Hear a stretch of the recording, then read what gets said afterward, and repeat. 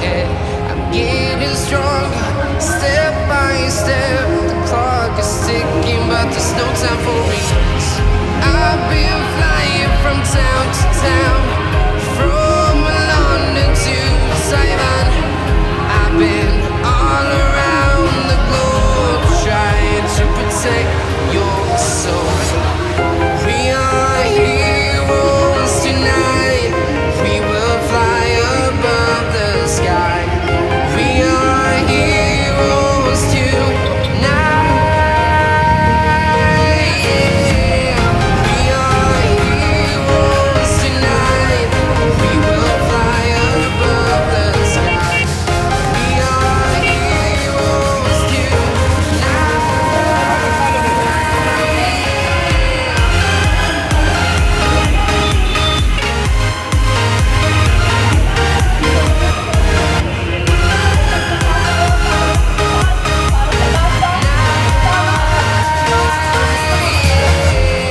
Feel like a dynamite, ready to explode right up in the sky. I need you to listen, I need you to hear, and don't show any fear. I've been flying from town to town, from London to Taiwan. I've been all around the globe, trying to protect your soul. We are heroes tonight. We will fly above the sky. We are heroes tonight. Yeah. We are heroes tonight. We will fly above the sky. We are heroes tonight.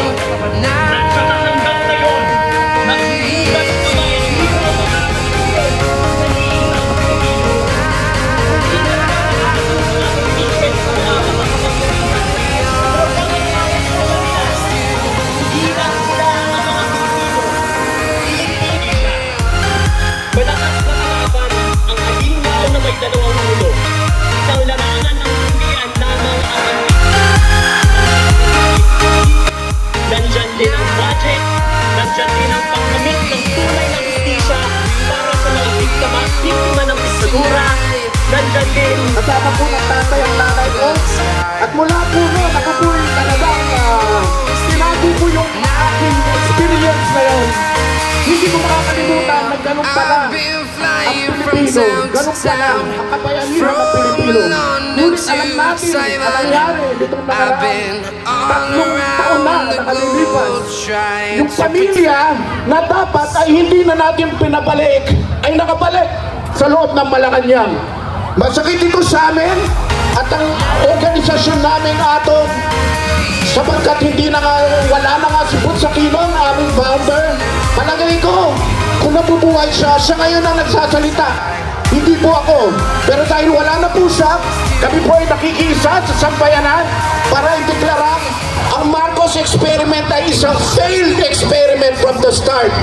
Nagkamali po ang ilan sa mga kababayan natin, pero okay lang po yun. Ang maganda po sanang gawin natin, educate po natin sila, higayatin natin sila, at na magsama-sama na po tayong iwasto ang ating bansa sa tamang daan. Marcos, singilin! AS mula sa Spark, Kiko D, isa sa complete. alone, the streets are empty. The only thing I can see is my own silhouette. I'm getting stronger, step by step. The clock is ticking, but there's no time for regrets. I've been flying from town to town, from Nangunguna at numero 1 na magnanakaw, walang iba kundi si Marcos Jr. at ang kanyang mga kasolas na politiko at ahente ng gobyerno.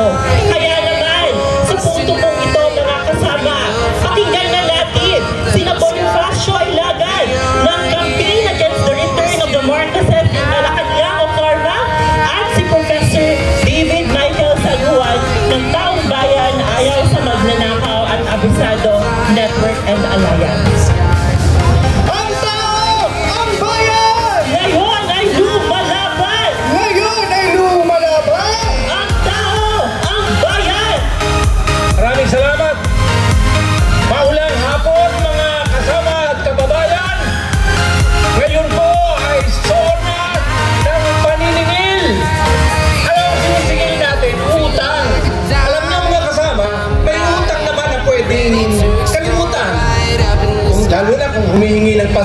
lang ng utang. Subalit, may utang na hindi dapat kalimutan, lalo na kung ang utang na ito ay tigmak sa dugo.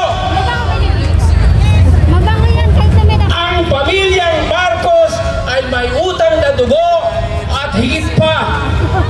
Bilangin natin ang figures. Matapos ang 1986, natuklasan ang kanilang mahigit sa 10 bilyong US dollars na nasa iba't ibang peken fundasyon. At sa Pilipinas, mayroong 15 million pesos na ari-arian. Mga kasama, ito ang ating panawagan. Isoli nyo! Ninakaw nyo! Hindi natin ito dapat kalimutan. Hindi rin dapat kalimutan kung paano ang kanilang conjugal dictatorship. Ginamit nila ang pagnanakaw sa foreign and military aid at ginamit nila ang kanilang mga koneksyon sa kanilang cronies. Mga kasama, convicted tax evader din si Marcos. Dapat nating silin ang kanyang pagkakautang. Ngayon,